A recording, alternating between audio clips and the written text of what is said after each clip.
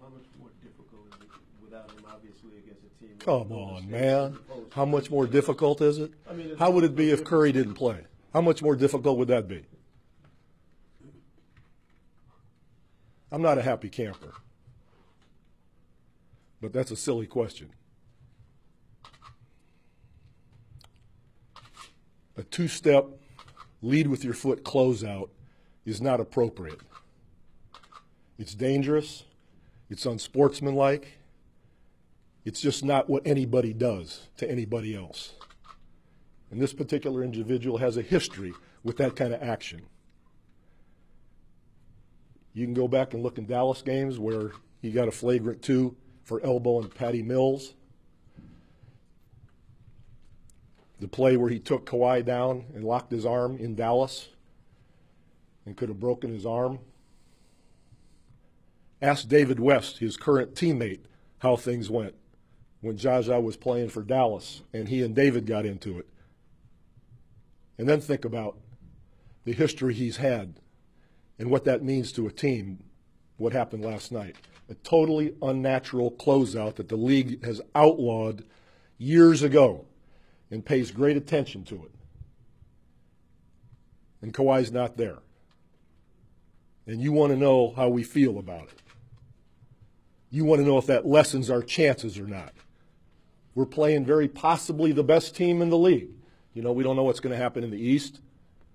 And 9.75 people out of 10 would figure the Warriors will beat the Spurs.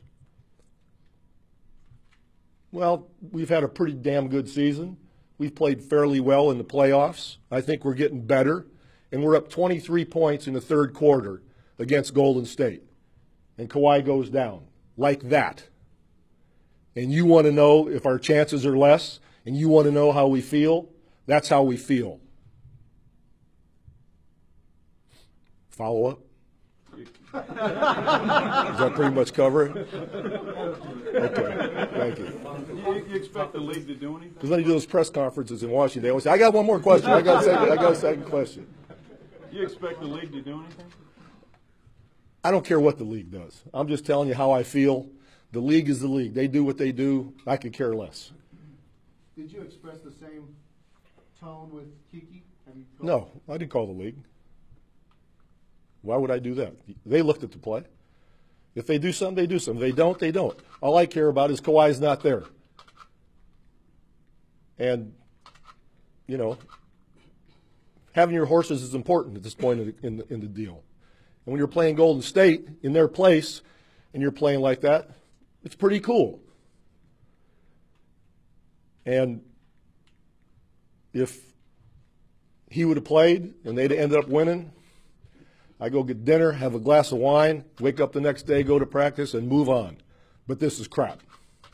And because he's got this history, it can't just be, oh, it was inadvertent. He didn't have intent. Who gives a damn about what his intent was? You ever hear of manslaughter? You still go to jail, I think, when you're texting and you end up killing somebody. But you might not have intended to do that. All I care is what I saw. All I care about is what happened. And the history there exacerbates the whole situation and makes me very, very angry. But I'm still open to follow-ups. A basketball player should have a responsibility for the safety of the other 9 individuals on the floor. Nobody wants to do anything that would put anybody else in danger for a game or a career. This guy's history is different.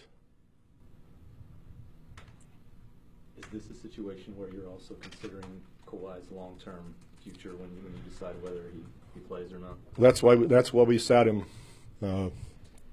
in the Houston series, because we weren't sure. We weren't sure, what this injury was, and we did the same thing with Tim Duncan early in his career in the Phoenix series. He could have played in that playoff, and I sat him because he had a great future ahead of him. So